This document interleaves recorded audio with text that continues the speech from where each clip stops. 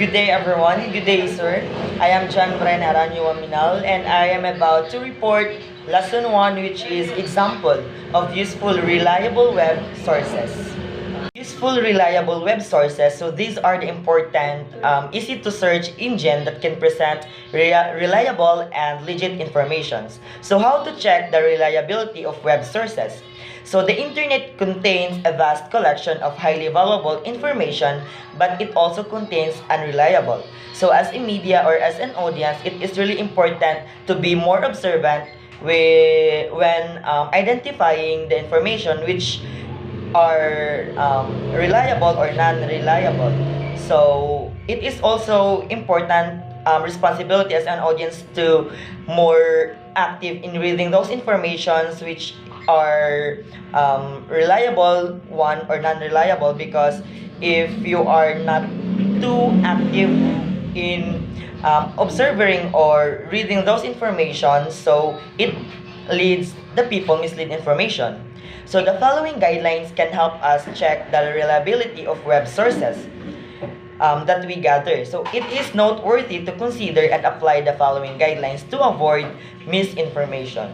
So here are the guidelines on how to check reliability of web sources. So number 1, who is the author of the article or site?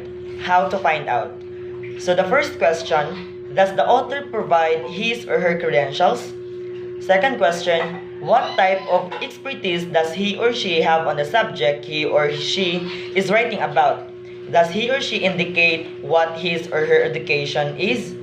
So what type of experience does he or she have? Should you trust his knowledge of the subject? So those are the first questions in checking reliability web sources. Number 1, who is the author of the article or site?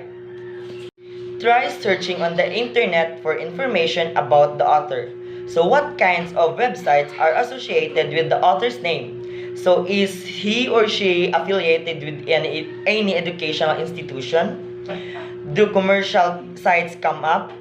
Do the websites associated with the author give you any clues to particular biases the author might have?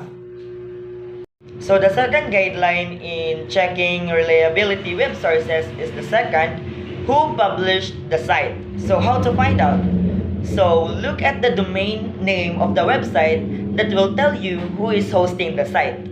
Search the domain name at http://www.whois.sc/. So the site provides information about the owners of registered domain names.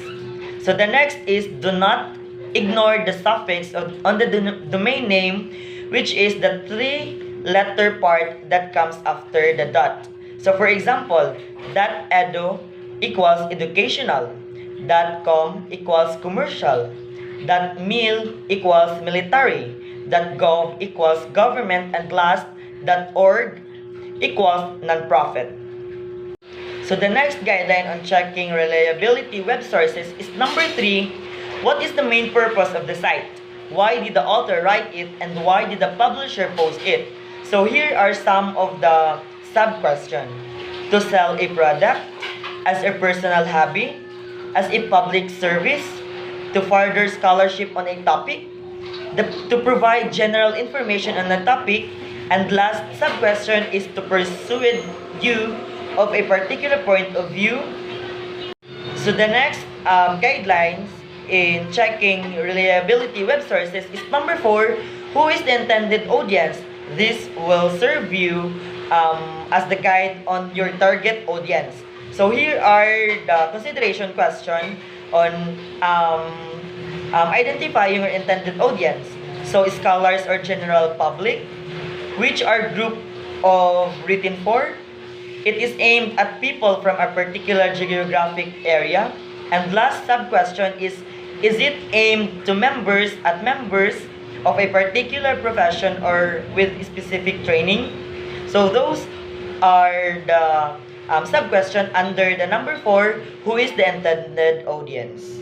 The next guideline in checking reliability web sources is number 5, what is the quality of information provided on the website? So here are your considerations in identifying this kind of question. So we have timeliness. When was the website first published? The next question is, does the author cite sources? Next is, what type of other sites does the website link to? Are they reputable sites? So the next is, what types of sites link to the website you are evaluating? Is it website being cited by others? Those are the 5 guidelines in checking the reliability web sources.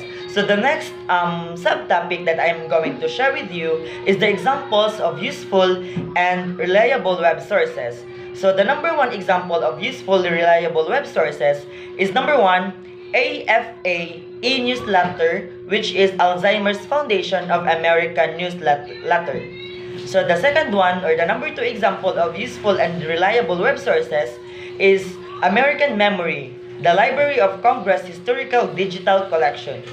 Number 3 is BibleBuy.com, Great Books Online, a collection of free ebooks including fictions, non-fictions, references, and verses. Number 4 example is the Chronicling America.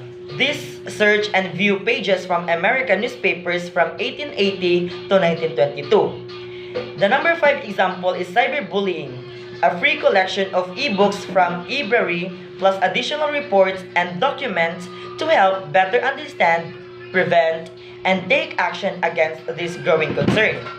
The 6th example is drug information websites, which are the National Library of Medicine's Midline Plus. The next is drugs.com, and the last one is the PDR Health.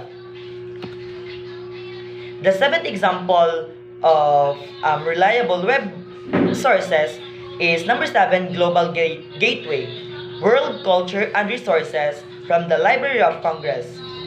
Number 8 example is the Google Books. Number 9 is the googlescholar.com. And last example is number 10, history sites with primary documents, which are AMDOCS or AMDOCS, the documents for the study of American history. The next is Avalon Project, which is documents in law, history, and diplomacy, Yale Law School. The next is Internet Modern History Source Book, which is the Colonial Latin America. And the last one under the 10 example is Teacher Oz's Kingdom of History. And that's it with my report. Once again, I am John Brian Aranyo WAMINAL. Thank you for listening and God bless.